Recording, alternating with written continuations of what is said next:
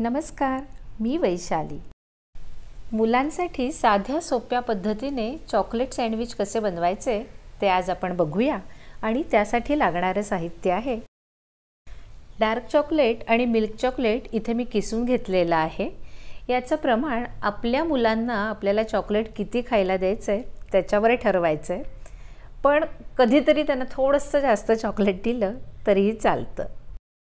आणि chocolate compound मिळाले नाहीत तर कुठलीही तुम्हाला डेअरी मिल्क चॉकलेट मिळेल ते वापरलं तरीही चालेल। दाणे भाजून त्याचा कूट करून घेतलेला आहे। ब्रेडचे 3 स्लाइस आणि ब्रेडला लावण्यासाठी साजूक तूप घेतलेलं आहे मी।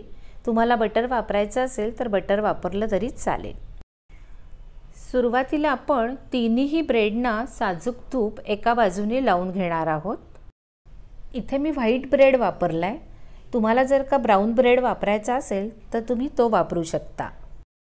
इथे मी ब्रेडच्या ज्या बाजूवर तूप आहे ती बाजू घेतले आणि त्याच्यावर टाकून घेते मिल्क चॉकलेट आणि त्याच्याचवर आपण टाकणार आहोत दाण्याचं कूट।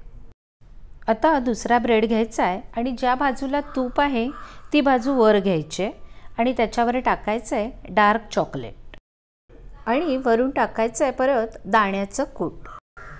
आणि तिसरा ब्रेड घ्यायचा आहे आणि ज्या बाजूला तूप आहे ती बाजू वर घ्यायची।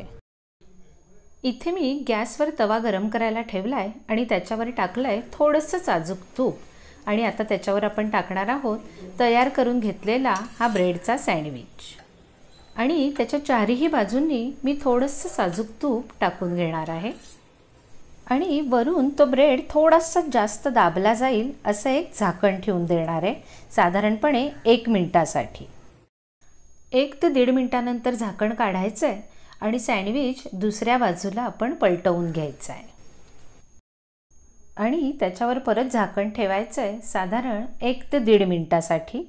हे करत असताना फक्त आपला गॅस हा जर का आपण मंद ठेवला तर आपलं सँडविच अतिशय कुरकुरीत होतं।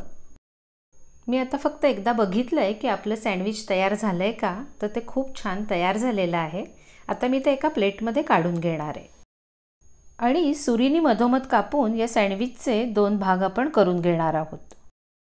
या सँडविचमध्ये आपण चॉकलेट आणि दाण्याच्या कुटाचा वापर केल्यामुळे या मधल्या स्टफिंगची चव ही पीनट बटर सारखी येते। आपण हे सँडविच लहान मुलांसाठी करतोय त्यामुळे आता मी त्याच्यावर टाकणार आहे थोडासा चॉकलेट सॉस आणि माझ्याकडे इथे चॉकलेट शेव आहे, ती शेव मी त्याच्यावर सजावटीसाठी टाकते आणि जेम्सच्या गोळ्या। जेम्सच्या गोळ्या या मुळातच रंगीबेरंगी आणि आकर्षक असल्यामुळे आपलं सँडविच अजूनच छान दिसतं। व्हिडिओ आवडला असेल तर लाईक करा, कमेंट करा आणि हो, चॅनल सबस्क्राईब करायला विसरू नका। भेटूया पुन्हा पुढच्या भागात। नमस्कार।